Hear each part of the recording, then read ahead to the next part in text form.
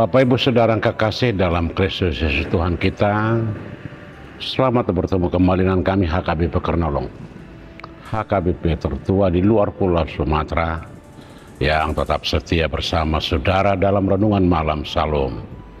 Dan untuk memulai renungan ini kita berdoa. Bapa di sorga yang kami kenal di dalam Yesus Kristus Tuhan kami, terpujilah Engkau atas segala berkat karunia yang kami terima. Dan kami beroleh sukacita hingga saat ini. Dan kami boleh bersama-sama dengan Engkau di dalam firman-Mu yang akan kami dengar. Berkati Bapa, agar kami dimampukan memahami kehendak-Mu. Di dalam Kristus Yesus kami berdoa. Amin. Saudara-saudara yang kekasih, firman Tuhan untuk kita yang menjadi renungan malam untuk saat ini, hari Selasa tanggal 5 Agustus 2025, sebagaimana ditetapkan HKBP, diambil dari kitab Titus pasal yang kedua ayat 11 hingga ayat 15, dan yang menjadi pembimbing adalah ayat 15. Demikian firman Tuhan. Beritakanlah semuanya itu, nasihatilah dan yakinkanlah orang dengan segala kewibawaanmu. Janganlah ada orang yang menganggap engkau rendah. Saya baca sekali lagi. Beritakanlah semuanya itu, nasihatilah dan yakinkanlah orang dengan segala kewibawaanmu. Janganlah ada orang yang menganggap engkau rendah. Demikian firman Tuhan.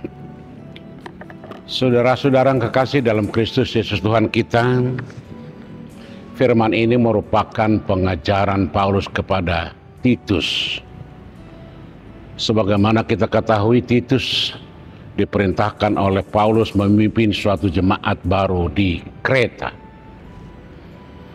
Karena itu, sebagai orang yang mempunyai tanggung jawab untuk memimpin jemaat yang masih baru, di sana masih banyak hal-hal yang harus diperbaiki, harus diatur sedemikian rupa, karena memang jemaat di Kreta banyak yang berlatar belakang agama-agama lokal, agama-agama sebelumnya, dan bahkan mungkin agama-agama yang berkembang di sekitar mereka, dan mungkin juga sudah pernah mendengar agama Yahudi.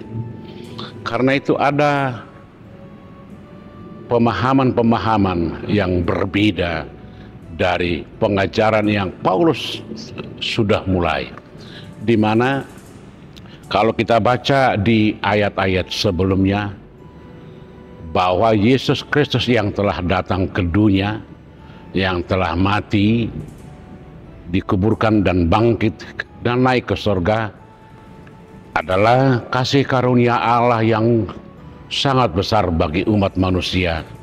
Karena demikian bahwa kematian Yesus adalah korban untuk penebusan dosa, untuk pengampunan kepada orang-orang yang telah melakukan kejahatan, agar lagi tidak lagi menjadi orang-orang yang dimurkai atau dikuasai oleh dosa.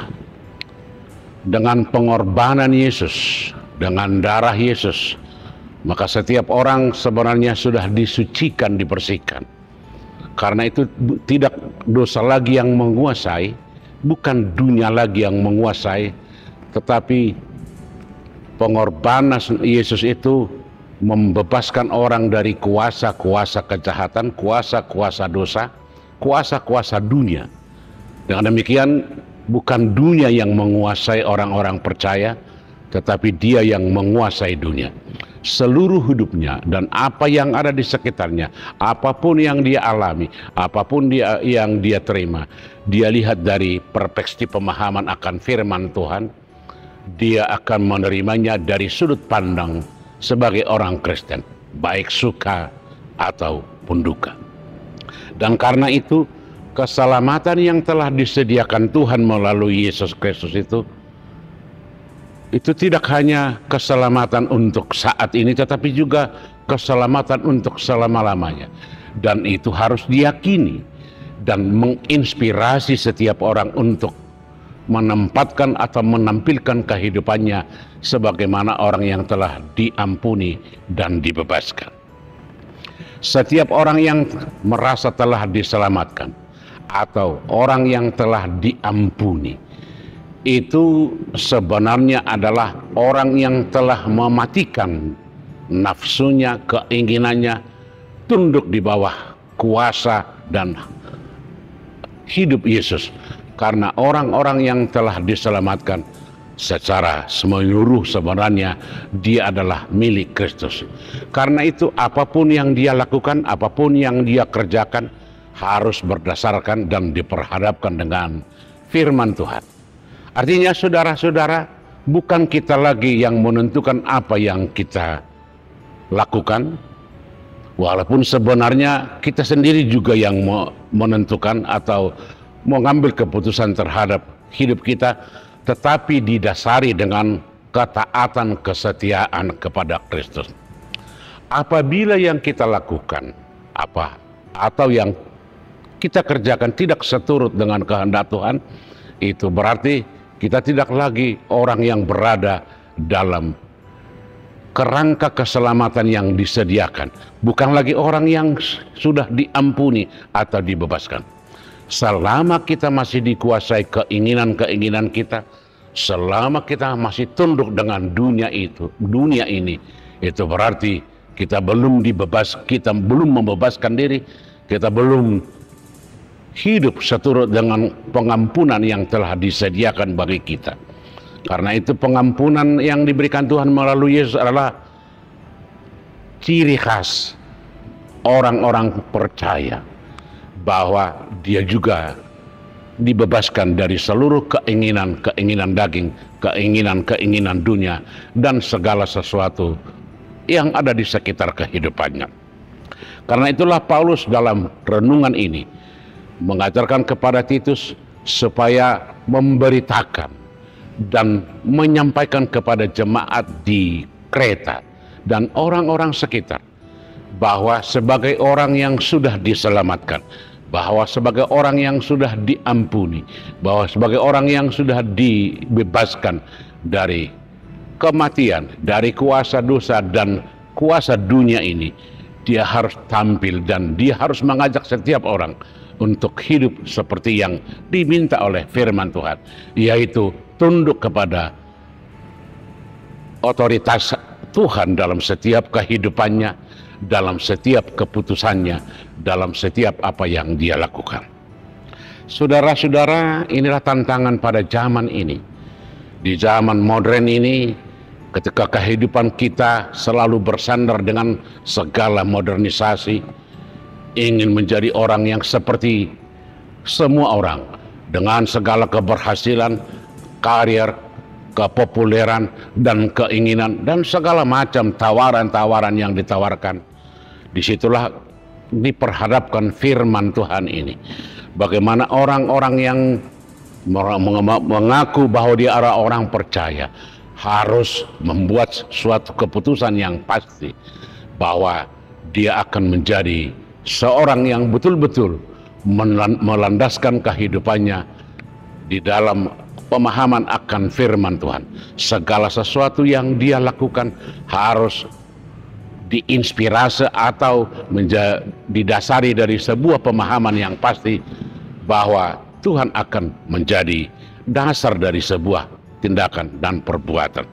Karena itu saudara-saudara, bagaimana orang Kristen di zaman ini dengan segala persoalan yang dihadapi, karena pada satu sisi Tuhan seakan-akan tidak diperlukan lagi karena kecanggihan teknologi, karena manusia sudah dapat memenuhi kebutuhannya sendiri tanpa bantuan orang-orang lain, tetapi mengandalkan teknologi, modernisasi, akalnya sendiri, manusia seakan-akan sudah bisa memenuhi kebutuhannya.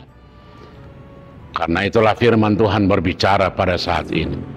Sebenarnya segala sesuatu, baik ilmu pengetahuan, baik kecerdasan, baik apapun kepandaian, sebenarnya kalau kita sadar itu adalah berasal dari Tuhan.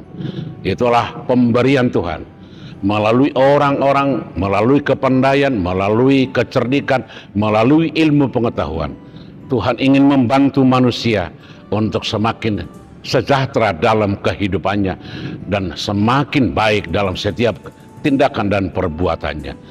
Karena itu perkembangan kehidupan manusia tidak terlepas dari anugerah dan cinta kasih Tuhan yang senantiasa tidak pernah lepas dari kehidupan setiap orang.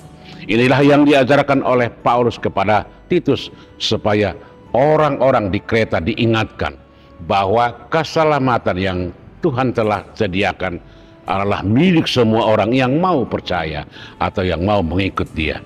Karena itu kehidupan harus dilandaskan pada pemahaman bahwa Dia adalah anak-anak Tuhan dan kita juga anak-anak Tuhan. Amin. Kita berdoa. Terima kasih Tuhan untuk firman-Mu, untuk anugerah-Mu, untuk malam ini. Biarlah semuanya kami yakini adalah bagian dari cinta kasih-Mu yang tidak berkesudahan kepada kami. Dan biarlah firman-Mu malam ini menguatkan iman percaya kami untuk mengikut Engkau, agar hidup kami senantiasa hidup bersama dengan Engkau. Di dalam Yesus kami berdoa. Amin. Anugerah Tuhan kita Yesus Kristus, kasih setia Allah Bapa, dan persekutuan dengan Roh Kudus kiranya menyertai saudara-saudara sekalian. Amin.